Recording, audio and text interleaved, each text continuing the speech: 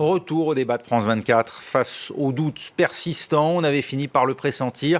Il n'y aura pas d'élection présidentielle, ni cette année, ni la suivante en République démocratique du Congo. Le pays aura donc encore, début 2019, à sa tête Joseph Kabila. C'est du moins ce qu'a glissé subrepticement la CENI, la Commission nationale électorale indépendante, dans sa dépêche datée d'avant-hier, tirant ainsi un trait sur l'accord dit de la Saint-Sylvestre, conclu, comme son nom l'indique, le 31 décembre de l'année dernière, entre le camp du président en exercice et une large frange de l'opposition. Accord qui a permis le maintien au pouvoir du président Kabila au-delà du terme de son deuxième et dernier mandat prévu par la Constitution, moyennant l'achèvement du recensement censé permettre précisément la tenue des élections d'ici la fin de cette année. On n'y sera pas. Est-ce la fin de l'état de droit en RDC? Pour en débattre face à face, j'accueille Francis Calombo. Bonjour. Bonjour. Vous êtes député, frondeur du PPRD, c'est le parti du président Joseph Kabila, et vous êtes proche de l'opposant, donc Moïse Katumbi. Merci d'être avec nous. Face à vous, en duplex depuis Bruxelles, maître Guillaume Manjolo, vous êtes conseiller au ministère des Affaires étrangères de la République démocratique du Congo. Merci à vous d'avoir accepté ce débat. Mot à mot dans le texte, la CENI dit avoir besoin de 504 jours après la fin de l'enrôlement, donc du recensement, pour arriver au jour du scrutin.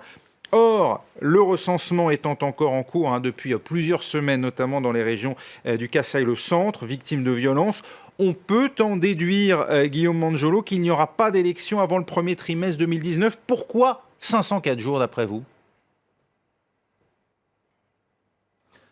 Premier élément, une petite correction, je ne suis plus conseiller aux affaires étrangères, je l'ai été pendant une dizaine d'années, je ne suis plus. Et je suis au fait communicateur de la majorité présidentielle, donc j'anime un parti qui s'appelle l'ULDC, Parti Chera Ramochi Banda, ancien ministre des Affaires étrangères. Pour revenir à votre question, il me semble que nous sommes dans ce que M. Zizek a appelé le dingue verbot. C'est-à-dire que tout le monde sait ce qu'il faut faire, ce qui se passe exactement au niveau du pays, mais personne ne va entériner la situation au sens réel du terme.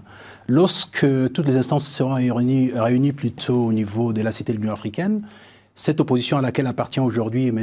Calombo n'était pas présente, mais seulement tous ceux qui étaient là avaient convenu devant l'OIF, une instance à laquelle on ne peut pas reprocher quoi que ce soit, notamment d'être partisane de qui que ce soit, et la SADC, la CENI avait dit qu'effectivement on ne pouvait pas, dans l'état des choses à l'époque, espérer faire les élections dans le courant de l'année 2007. Mais simplement, 2017, au moins, on pouvait envisager ça, une possibilité, en avril 2018. 2018. Ça, c'était c'est à la réunion de la Cité de l'Union africaine. Oui, maintenant, on est à 504 jours. Toujours dans cette dingue verbote, c'est-à-dire que les gens...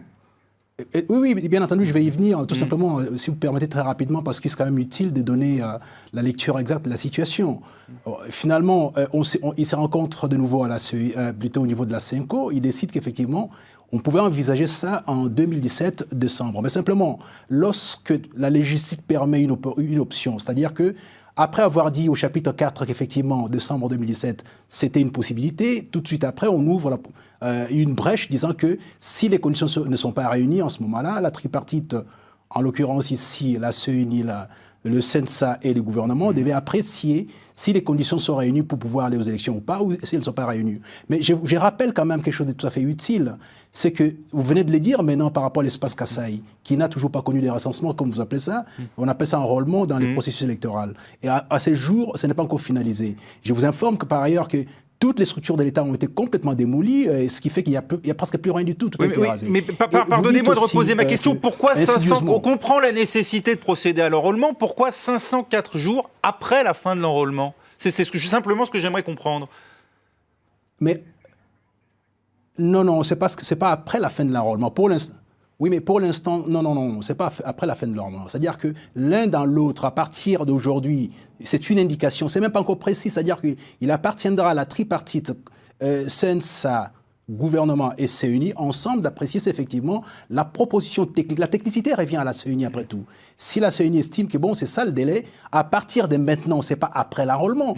L'enrôlement au niveau du espace Kasaï n'est pas encore terminé, n'a pas encore débuté au sens réel du terme. On ne peut pas aujourd'hui parler de 500 jours après l'enrôlement, on parle à partir d'aujourd'hui. C'est-à-dire que c'est une indication qui n'est pas encore précise dans l'absurde. C'est à partir d'aujourd'hui. Et encore, faut-il que toutes les instances réunies en regard de cet accord-là, qui a été entériné le 31 décembre 2016 à la CENCO, donc cet accord permet cette opportunité, cette possibilité-là d'évaluer si c'est possible. En tout état de cause, ça nous amène, Guillaume Mangello. Oui, on a bien compris. Il va falloir que je fasse réagir quand même Francis Calombo, mais vous nous confirmez donc que ces 504 jours nous amènent, en tout état de cause, au premier trimestre 2019.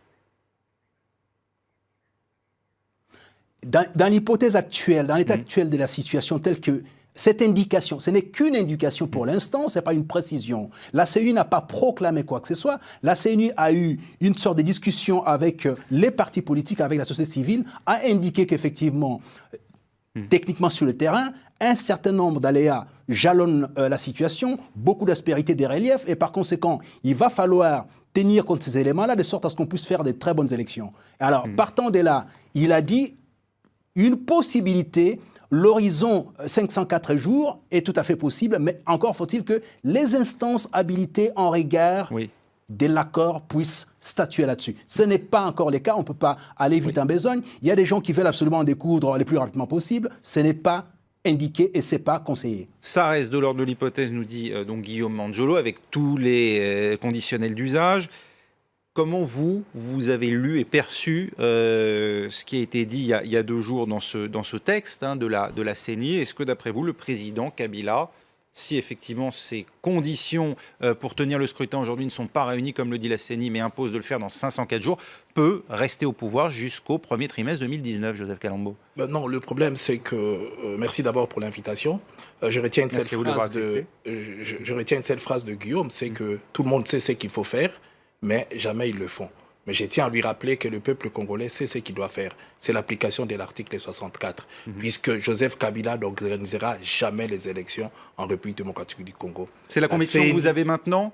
Vous dites? C'est la conviction que vous avez Je l'ai toujours dit, même sur votre plateau, la dernière fois que je suis passé. Je l'ai soutenu et je continue à le dire. Il ne le fera pas. Il n'a pas intérêt, ça ne lui concerne pas. Ce qu'il veut faire, s'éterniser au pouvoir pour piller la République démocratique du Congo. Et dans quelques mois, le 25 octobre, il y aura cette signature qu'il va faire avec le Qatar pour vendre pendant 50 ans le port des bananes. C'est ce qu'il veut rester faire. Tout piller, tout torpiller. Et voilà. Aujourd'hui, je tiens à vous dire que la CENI a lamentablement échoué. Ils doivent démissionner. Et d'ailleurs, l'accord de Saint-Sylvestre réclamait le réforme de cette CENI. Le président de la République a échoué aussi. Et c'est que nous devons nous dire qu'il se donne 500 jours, 1000 jours ou 10 ans ou 20 ans. Mais le 31 décembre, le peuple congolais va les chasser. L'occasion leur avait été donnée pour qu'ils puissent partir calmement, avec toute dignité. Mais je crois qu'ils ont raté cette occasion. Au 31 décembre, ils partiront, qu'ils veulent ou pas, puisque le Congolais n'ont jamais reçu de cadeaux de personne. L'indépendance, c'est aux Congolais d'accélérer le mouvement. Bien sûr, l'indépendance, nous l'avons obtenue fruit d'un combat que nos ancêtres ont mené sans armes. Et je tiens à vous dire que la dictature de Mobutu, la même chose, il a été chassé. Et la rébellion de 98 a été bloquée à Kinshasa par des Congolais sans armes. Et le 31 décembre, on va les chasser. On n'a même pas besoin des armes qui viennent avec le char de combat ou quoi que ce soit. Ils partiront de force ou de gré. C'est ce qu'il nous reste à faire. Il n'y a plus à tergiverser. Là, ils ont montré la mauvaise foi, qu'ils ne vont jamais faire des élections. Et ce qui fait mal, c'est quoi? On peut chercher à rester au pouvoir, mais si on travaille pour l'intérêt du pays, c'est autrement. Ici, on a volé même le peu d'argent que nos grands-mères gardaient sous le matelas pour préparer leurs obsèques. C'est-à-dire qu'on fait quoi faire? On fait pomper les Congolais. Même les bulletins scolaires sont vendus par une seule personne. Donc, est-ce que vous pensez que c'est comme ça qu'on doit les laisser gérer le Congo? On n'arrive même pas à ramasser les poubelles. Les villes, les routes n'existent plus. Les poubelles, on ne ramasse plus. Et avec ça, vous voulez rester pour faire quoi? Guillaume Mangello, compte tenu des nouveaux délais dont fait état la CNI, même si vous nous dites qu'il reste bien sûr à déterminer quels seront ces délais exacts, est-ce qu'on peut dire d'ores et déjà que ces accords de la Saint-Sylvestre sont caducs? Non, les accords ne sont pas caducs. L'accord de la Saint-Sylvestre n'est pas caduc du tout. Tout simplement, on a une question, en fait, une situation particulière où les gens partent du principe que, par l'effet d'une certaine prophétie, ils doivent occuper certains postes plutôt s'ils ne les occupent pas, et par conséquent, rien ne marche en RDC. Ce que Francis Calombo dit est totalement risible parce qu'il a fait partie du système et dans des conditions que lui-même sait, et les gens qui sont autour de lui sont à la base d'énormément des forfaitures et de la gestion la plus hasardeuses, notamment dans le Katanga. Il ne peut pas aujourd'hui venir prétendre ici ce qu'il est en train de dire, c'est malheureux. Moïse Katumbi et Félix Tshisekedi, le fils de feu Étienne Tshisekedi, disent la même chose. Hein. Ils l'ont dit déjà 18 septembre, avant cette annonce, qui n'en est pas vraiment une, nous dites-vous, de la CNI. Ils nous disent il y a non-respect de la Constitution et de l'accord du 31 décembre 2016. Non, il me semble que ce n'est pas ça du tout, parce qu'il faut rappeler les choses calmement, de manière posée. En ce qui concerne l'accord et la Constitution, il appartient, en ce qui concerne la Constitution particulièrement, il appartient à la Cour constitutionnelle de pouvoir interpréter si les règles sont respectées ou pas. Et en l'espèce, la Cour constitutionnelle a interprété de manière tout à fait juste. Et d'ailleurs, il y a eu une grande conférence au niveau de Paris avec un certain nombre de juristes assez outillés qui ont dit qu'effectivement, l'article 70 prévoit qu'en son alinéa 2, que les chefs d'État restent en place jusqu'à ce qu'une élection soit faite. De la même façon, pour les Sénats, que personne aujourd'hui n'évoque, et M. Kengo est là depuis quasiment 10 ans, après avoir fait un mandat supplémentaire de 5 ans, alors que bon, c'est sur pied de la Constitution. Donc personne ne... Mais ce n'est pas le cas au niveau de la présidentielle. Ce qui fait que ce qui est dit par... À la limite, je peux encore écouter M. Félix Tshilombo, qui, n'ayant pas été au niveau des responsabilités pendant très longtemps, il peut encore prétendre certaines choses. Mais ceux qui sont nos amis d'hier, il y a encore à peine, même pas un an, étaient avec nous, ont participé à la gestion de ce pays pendant très longtemps et dans des conditions tout à fait assez sombres, et ils le savent. Et par conséquent, ils n'ont pas de prétention aujourd'hui, sur des plateaux de télévision, à pouvoir démontrer leur bonne foi, leur capacité de bonne gestion, tout ça, ça n'a rien à voir. Mais ce qu'il faut remarquer ici, c'est qu'on ne peut pas aller à la déflagration, à la fracture de la République. Nous sommes un pays particulier, qu'on ne puisse pas comprendre, croire que la RDC, c'est n'importe quel pays. Nous sommes un pays particulier. Grâce à Joseph Kabila, par exemple, entre 1998 et 2001, on a réuni un pays qui était morcelé en trois branches. Qu'on se souvienne. Ce qui se passe aujourd'hui au niveau de la Libye doit nous rappeler à la raison en permanence. C'est vrai qu'il faut des élections absolument. Donc vous nous dites en gros, mais dans quelles conditions ? Oui, vous nous dites en gros, le pays est menacé de morcellement et de balkanisation si on ne laisse pas effectivement l'élection aller à son terme normal. En gros, le président restait jusqu'au premier trimestre 2019 si la CNI le juge nécessaire. Je vais demander quand même à Francis Kalombo de réagir à ce que vous venez de dire. Un mot également peut-être, Francis Kalombo. Au terme de cet accord de la Saint-Sylvestre, l'opposition participe aujourd'hui au pouvoir. Un Premier ministre issu de ses rangs, Bruno Tshibala, occupe aujourd'hui les fonctions de Premier ministre. Doit-il démissionner ? Donc le problème, c'est que ce n'est pas un opposant qui participe. Donc l'accord n'a jamais été appliqué. Vous ne le considérez pas comme opposant ? Non, l'accord n'a jamais été appliqué. Samy Bandimanga lui-même avait occupé le poste précédemment. L'accord n'a jamais été appliqué, mais je réplique... Avec la bénédiction d'Étienne Tshisekedi. Je réplique rapidement ce que je ne peux pas lui laisser. Moïse Katumbi a géré les Katanga. Tout le monde l'a dit bravo. La preuve, aujourd'hui, ils sont incapables de faire même le 1/10 de ce que Moïse Katumbi faisait. Donc, ils doivent se taire lorsqu'ils veulent parler du Katanga. Mais eux qui gèrent toute la République démocratique du Congo, quel est le bilan de la gestion de la République démocratique du Congo? Allez même dans le Bandundu, allez à l'Équateur, vous verrez la misère du peuple congolais, même à Kinshasa. On a construit une école... On a construit une école à 5 millions dans ma circonscription électorale à Bumbu. Oui. Allez voir les bâtiments, 5 salles de classe, 5 millions de dollars. C'est du vol. Ces gens pillent le pays. Quelle doit être, d'après vous, la réaction aujourd'hui de ceux qui, membres de l'opposition, ont accepté de collaborer de près ou de loin à cet accord de la Saint-Sylvestre? Vital Kamerhe, Bruno Tshibala, que doivent-ils faire? Je pense que Vital est lié à Kabila. Ça, il ne faut même pas compter avec lui. Mais sauf que les autres, nous leur donnons jusqu'au 20 décembre de pouvoir s'amender de rejoindre les camps du peuple. Il existe un camp du peuple. Faute de quoi? Faute de quoi? Écoutez, ils seront balayés le 31 décembre avec les autres. Vous appelez à des manifestations à partir du 20? Non, ils ont jusqu'au 20 pour s'amender, rejoindre les camps du peuple. En ce moment-là, le 31 décembre, écoutez, ils pourront participer avec les autres. Dans le cas contraire, tous ceux qui resteront jusqu'au 31 décembre, ils seront balayés. Donc, il n'y aura pas d'autre choix. Le peuple congolais doit savoir une chose. Personne ne leur fera du cadeau. Personne ne viendra le faire à leur place. Ils doivent s'autodéterminer. Il est grand temps. Vous ne craignez pas des morts et des affrontements comme il y en a eu dans le passé? Vous savez combien on tue aujourd'hui au Congo? Tous les jours on tue. Tous les jours, dans des hôpitaux parce qu'il manque de médicaments. Dans des écoles, des autres sont des chômeurs parce qu'ils ont faim.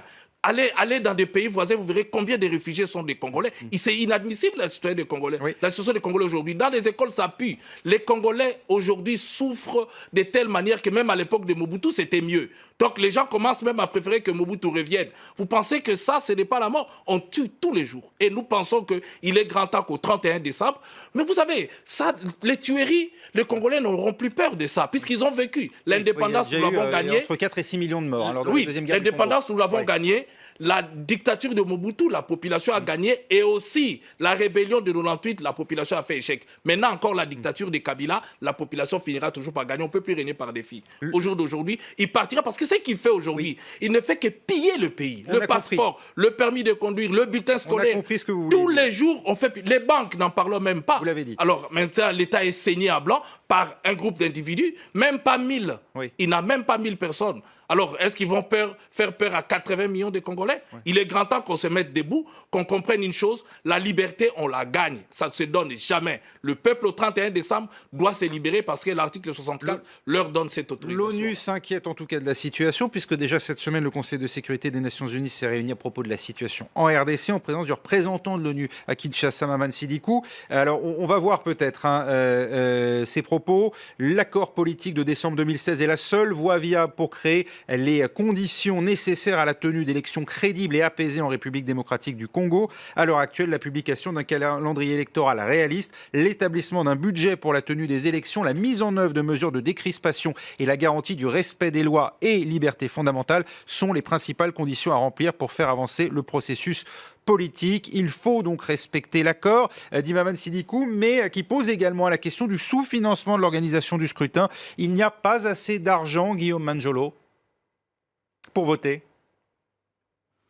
Effectivement, parce que oui, il y a les efforts du gouvernement. Ce sont des efforts individuels, en fait, qui reviennent au gouvernement au jour d'aujourd'hui, parce que tous les partenaires qui avaient promis énormément des choses, des fois on ne tient pas. Ça aussi, il faut les relever, parce que c'est un peu trop facile.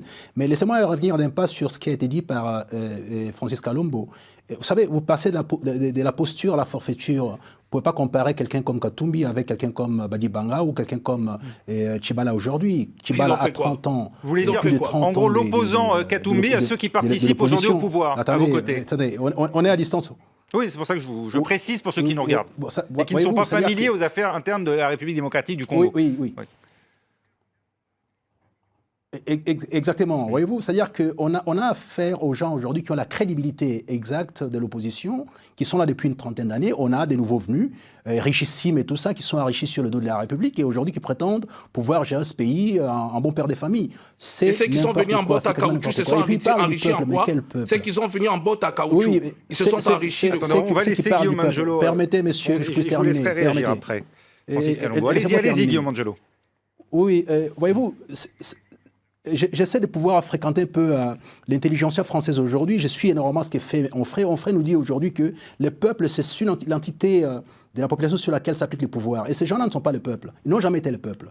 Et quand on a eu des richissimes qui sont sortis au niveau du Katanga, il y a un seul milliardaire et personne d'autre. C'est pas sérieux. Donc maintenant, vous faites allusion à Moïse Katumbi. Ce que dit Maman Sidikou, c'est tout à fait... Tout à fait. Ce qui dit Maman Sidikou, c'est tout à fait réaliste. D'ailleurs, si vous suivez ce qui s'est passé aux Nations Unies, il a été dit que maintenant on a besoin du délai raisonnable. Pourquoi? Parce que simplement, ce qu'on a eu comme difficulté en 2006, qu'au terme des élections, il y a eu la guerre en pleine Kinshasa, et en 2011, pareil, il y a eu beaucoup trop de morts. Mais maintenant, avec toute cette inflation plutôt des candidatures, les gens veulent absolument devenir chef de l'État dans toutes les conditions et tout ça, on risque de tomber dans une anarchie, dans un état de nature quasiment définitif. Et regardez ce qui se passe au niveau de la République centrafricaine. On a cru qu'il fallait faire les élections, ça suffisait. Au jour d'aujourd'hui, nous sommes encore en train de voir les balais diplomatiques pour aller évaluer s'il y a génocide ou pas. Et Kinshasa et la RDC, c'est un pays particulier. Donc ça n'a rien à voir. C'est-à-dire où vous avez la lecture exacte de la situation, où vous êtes dans les folklores et la fantaisie, et alors on comprend très bien. Être un homme d'État, c'est pas ça. C'est pas venir faire un chapelet de toutes les situations sur le terrain. Vous dites, Guillaume Manjolo, Maman Sidikou a une vision réaliste de la situation. Voilà aussi ce que dit Maman Sidikou. Il affirme que les journalistes, les opposants politiques et les activistes de la société civile font toujours l'objet d'intimidation, de harcèlement et de violence. Est-ce que là aussi, vous êtes d'accord avec ces propos ? savez, vous faites les tours de la CEAC, donc l'Afrique centrale. Dites-moi un seul pays où les conditions de démocratie sont à la hauteur de la RDC. Un seul pays. Est-ce que nous parlons de la RDC ou des autres pays? Faites-moi juste... Vous êtes congolais ou vous êtes étranger? On va laisser Guillaume Angelo répondre, on est en train... Laissez-moi finir. Vous n'avez pas d'argument et vous êtes en train de pouvoir ramasser tout et faire un marché. Vous faites les commerces, la misère de la population, c'est très bien, mais ce n'est pas ce qui est recommandé aujourd'hui. Ce qui est recommandé, c'est quelles sont les pistes de solutions pour que la RDC ne sombre pas dans le chaos. C'est ça qui est recommandé aujourd'hui. Et je constate simplement que le seul pays au niveau de l'Afrique centrale, de la CEAC, c'est la RDC qui a atteint un certain seuil de démocratie. Ce n'est pas parfait, j'en conviens. Il y a encore une démarche à faire, il y a encore des étapes à pouvoir franchir. Mais simplement, oui, nous, on a au moins... oui, mais attendez... Vous voyez l'anarchie avec laquelle vous vivez. Vous ne pouvez pas prétendre gérer le pays. C'est impossible. Parce que, y compris sur un média international, on n'est pas obligé de pouvoir s'entendre. Donc, voyez-vous, sur ces plans-là précis, il faut rappeler ce qui a été dit par Maman Sidoukou en rappelant ce que je viens de faire par rapport à l'état de la démocratie au niveau de l'Afrique centrale. Mais en même temps aussi, il faut rappeler une chose, c'est que les Nations Unies ne sont pas d'avis que la date telle que indiquer cet horizon indépassable selon une certaine opposition radicale est devenue aujourd'hui salafiste et fondamentaliste. Oui. Donc, ce n'est pas ça. Parce que... Pardon? Vous avez quand même signé, enfin le pouvoir congolais a quand même signé pour cette date. Pardon de vous le rappeler. Mais bien entendu, à cette date, mais simplement... Oui, non, vous faites bien de les rappeler, mais simplement, rappelez-le avec tous les éléments qui concourent à ces rappels. C'est-à-dire que la disposition 4 dit on tiendra les élections à telle date. Toutefois, si les conditions ne sont pas réunies, on évaluera. C'est ce qu'il dit. On ne dit pas on tiendra et on ferme. Donc, simplement, non, mais c'est pas ça. En fait, là, on ne peut plus interagir, ça n'a aucun intérêt. Dites ce que vous avez envie de dire, parce que vous êtes habitués pour faire du folklore. Et moi, j'essaie de pouvoir apporter, en fait, des éléments crédibles par rapport à ce qui se passe sur le terrain, par rapport aux réalités sur le terrain. Y a-t-il eu des morts dans l'espace Kasaï ou pas? Vous avez ouvert votre annonce ou les débats par la situation du Kasaï. Est-ce qu'on peut évaluer la situation du Kasaï au jour d'aujourd'hui et savoir effectivement si nous sommes dans les conditions requises, dans le délai qui est porté par ces chers messieurs, de tenir ces élections à cette date-là? Mais c'est impossible, et tout le monde le sait. D'où j'ai insisté sur les donc verbotes. Ce sont des gens qui savent, mais parce qu'ils n'ont pas la moindre crédibilité, ils n'ont rien apporté à la population parce qu'ils ont déjà été au pouvoir parmi eux, surtout les G7, auxquels il appartient, a fait la démonstration de sa faillite et de son incompétence. Et voilà, aujourd'hui, ils veulent surfer derrière Félix et Chilombo pour, soi-disant, faire du blanchiment de leur situation, de sorte à pouvoir accéder encore aux responsabilités. Mais ça ne tiendra pas la route. C'est de la fantaisie du folklore et de la forfaiture. Ça ne marchera pas. Merci Guillaume Angelo. Francis Kalombo, vous critiquez en termes extrêmement virulents aujourd'hui le pouvoir de Joseph Kabila. Vous l'accusez entre autres de corruption, de piller le pays. Ce sont vos mots. Et vous le menacez d'ailleurs de devoir quitter dans la violence le pouvoir s'il lui-même n'accepte pas d'organiser l'élection avant fin 2017. Vous avez pourtant vous-même contribué aussi à ce pouvoir en tant que membre du PPRD. De quand date finalement cette lucidité que vous dites aujourd'hui avoir sur ce pouvoir? Vous savez, contrairement à Guillaume, moi j'ai trimé. J'ai été aux côtés de Joseph Kabila. J'ai sillonné le monde pour pacifier ces pays. Il n'était pas là. Et je le fais avec bec et ongle. On a pris des avions qui pouvaient tomber. J'aurais pu laisser ma vie. Et j'ai risqué même de mourir, même dans les dernières minutes. Moi, j'ai des choses à dire, mais je n'ai jamais volé un seul rond de l'État congolais. Je n'ai jamais été ministre, ni mandataire, ni touché de l'argent. Mais j'ai contribué pour ramener la paix. Lorsque j'ai vu que la tendance qu'on a prise en 2015, c'était de commencer à tuer. C'est là où la tuerie a commencé. Quand il parle du Kasaï, mais qui tue au Kasaï? Le rapport est là. Et j'ai dit, chiche, il n'y a que les imbéciles qui ne changent pas. Il n'y a que celui qui n'aime pas le Congo et les Congolais qui peut soutenir ce qui se passe aujourd'hui en République démocratique du Congo. Moi, j'aime mon pays. J'aime ma population. Et d'ailleurs, même en étant de la majorité, poser la question aux Congolais, j'étais l'avocat des orphelins et de veuves. Je l'ai toujours soutenu contre les gens du pouvoir, contre la corruption, contre tout ce qu'ils ont fait. Mais néanmoins, ce qui est vrai, il faut décrisper la situation. Qu'on libère Franck Diongo, qu'on libère Mouyambo, qu'on libère Huit Moulongo. Tant de prisonniers politiques sont aujourd'hui en train de de mourir en prison tous les jours. Qu'on libère les militaires, qu'on libère les policiers qui fassent bien leur travail. Même les journalistes sont pris en otage. La justice est prise en otage. Il a évoqué la Cour constitutionnelle aujourd'hui. Ils ont pris un arrêt par rapport à l'ancien gouverneur Azembe. Qu'est-ce qu'ils ont fait de cet arrêt? Ils sabotent. On oblige la Cour constitutionnelle à prendre un arrêt avec 5 juges au lieu de 7 minimum. Moi, je pense qu'aujourd'hui, c'est la honte. C'est l'arbitraire qui règne en République démocratique du Congo. Il faut les chasser. Il ne faut même pas leur demander de partir. Je crois que le peuple doit se préparer à les chasser. Seule la lutte libère, ce ne sera pas un cadeau puisque nos parents ont eu l'indépendance suite à un combat. Nous devons nous battre, même à main nue. Les Congolais doivent se mettre debout comme un seul homme, les chasser. Donc nous donnons jusqu'au 20 à ceux qui sont encore de la majorité de rejoindre le camp du peuple. Et les 31, on va bouter ceux qui resteront de l'autre côté dehors. Il n'y a que ça comme choix. Il n'y en a pas d'autre puisque actuellement, ils partiront jamais. Merci Francis Kalombo d'avoir participé à ce débat. Merci à vous, maître Guillaume Manjolo, depuis Bruxelles, d'avoir apporté la contradiction ici même. Merci à vous d'avoir suivi ce débat. Restez sur France 24, bien sûr, dans un instant, c'est un nouveau journal.